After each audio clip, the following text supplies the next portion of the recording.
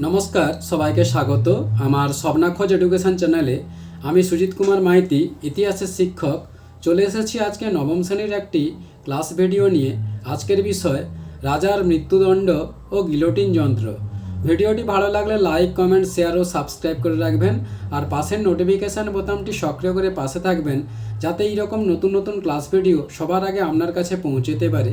শুরু করছি আজকের বিষয় রাজার মৃত্যুদণ্ড ও গিলোটিন যন্ত্র। কি বলা হচ্ছে?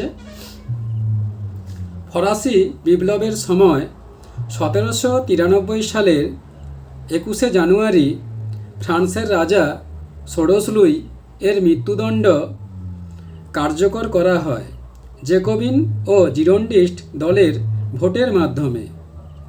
ভোটে রাজা একটি মাত্র ভোটে পরাজিত হয়। পরাজিত হওয়ার পর প্যারিসের প্লেস দে লা রেভলিউশনে, বর্তমান প্লেস দে লা কনকর্ডট, গিলোটিন নামক যন্ত্রের সাহায্যে শিরচ্ছেদ করে তাকে হত্যা করা হয়। রাষ্ট্রদ্রোহিতার এবং বিদেশি শক্তির সাথে ষড়যন্ত্রের অভিযোগে দোষী সাব্যস্ত হওয়ার পর ফরাসি জাতীয় কনভেনশন এই দণ্ড প্রদান করে। এবার মৃত্যুদণ্ডের মূল বিষয়সমূহ। সময়কাল 1793 খ্রিস্টাব্দের 21শে জানুয়ারি। স্থান প্লেস দে লা রেভলিউশন, প্যারিসে। এবার বলা হচ্ছে অভিযোগ। বিদেশি শক্তির সাথে ষড়যন্ত্র এবং রাষ্ট্রের নিরাপত্তার বিরুদ্ধে কাজ করার দায়ে তাকে দোষী সাব্যস্ত করা হয়। এবার পদ্ধতি। গিলোটিনে শিরচ্ছেদ করে। পরিণতি। এর মধ্য দিয়ে ফ্রান্সে 1000 বছরের রাজতন্ত্রের অবসান ঘটে এবং প্রথম ফরাসি প্রজাতন্ত্র ঘোষিত হয়। এবার শেষ কথা। তিনি মৃত্যুদণ্ডের আগে বলেছিলেন যে, যারা আমার মৃত্যুর কারণ, আমি তাদের ক্ষমা করছি। এবার মূল্যায়ন।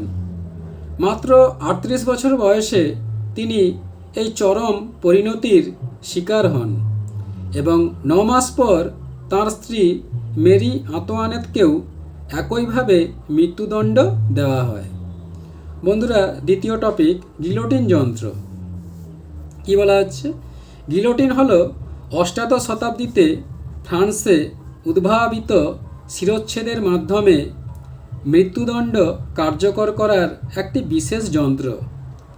এটি মূলত দুটি খাড়া স্তম্ভের মাঝে ঝুলন্ত একটি ভারী ও ধারালো ধাতব ব্লেড, যা উপর থেকে নিচে ফেলে অপরাধীর মাথা শরীর থেকে বিচ্ছিন্ন করা হতো।